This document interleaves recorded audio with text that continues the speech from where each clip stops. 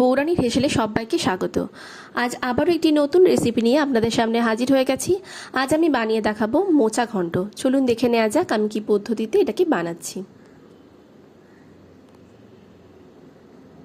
প্রথমে আমি মোচাটাকে ভালো করে কেটে ছোট ছোট টুকরো করে নিয়েছি, ধুয়ে নিয়েছি। এবার এটাকে আমি সেদ্ধ করার জন্য প্রেসার কুকারে দিয়ে দিচ্ছি।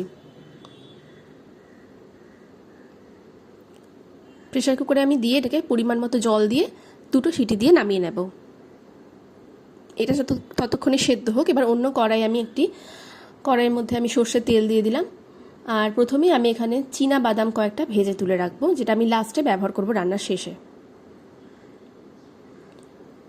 বেশ কিছুক্ষণ ভাজা হয়ে গেছে। এতে যে চীনা বাদামটা আছে সেটা মুচমুচে হয়ে যাবে ভালো। এবার ওই তেলের মধ্যে ফোড়ন হিসেবে আমি দিয়ে দিচ্ছি শুকনো লঙ্কা, তেজপাতা আর গোটা জিরে।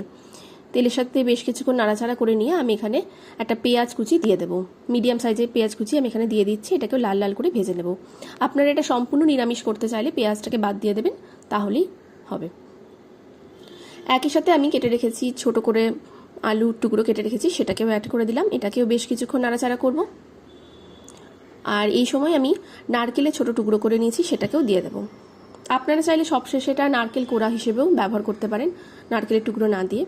এবার একটা মশলা বানিয়ে নিচ্ছি। এখানে দিয়ে দিচ্ছি আদা বাটা, পরিমাণ মতো লবণ, হলুদ, ধনে গুঁড়ো, সামান্য পরিমাণে ধনে গুঁড়ো দিচ্ছি, আর জিরে গুঁড়ো দিচ্ছি, আর দিয়ে দিচ্ছি লাল লঙ্কা গুঁড়ো। এবার সামান্য পরিমাণে জল দিয়ে এটাকে একটা পেস্ট বানিয়ে নিচ্ছি। এই পেস্টটাকে এখানে দিয়ে দিলাম। আর 1 মিনিট এটা মিডিয়াম হিটে আমি কষিয়ে নেব, যাতে মশলার যে কাঁচা গন্ধ সেটা চলে যায়।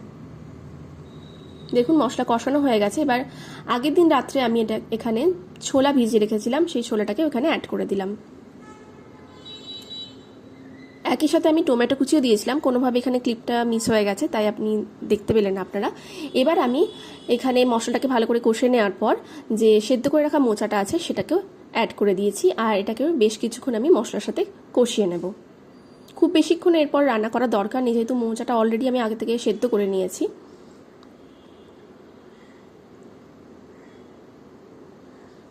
দেখুন এইভাবে আমি মিডিয়াম হিটে 5 মিনিট রান্না করার পর এখানে সামান্য পরিমাণে চিনি দিয়ে দিলাম। আর সবশেষে দিয়ে দিচ্ছি গরম মশলা আর ঘি। যেহেতু এটা নিরামিষ রান্না, এটা একটু মিষ্টি মিষ্টি হবে, আর ঘিটা দিলে তো অবশ্যই স্বাদ ভালো হবে। এবার ভালো করে এটাকে মিশিয়ে নেব। খুব সহজেই তৈরি হয়ে যায়, আপনারাও বাড়িতে বানাতে পারবেন, খুব ভালো লাগে খেতে। আর মোচা খাওয়া অবশ্যই শরীরের জন্য খুব ভালো। ভালো মতো মেশানো হয়ে গেছে। এবার সবশেষে আমি যে চীনা বাদামটা ভেজে রেখেছিলাম সেটা এর মধ্যে দিয়ে দিচ্ছি। খুব সহজেই তৈরি হয়ে গেল। আর আজকের রান্না কেমন লাগলো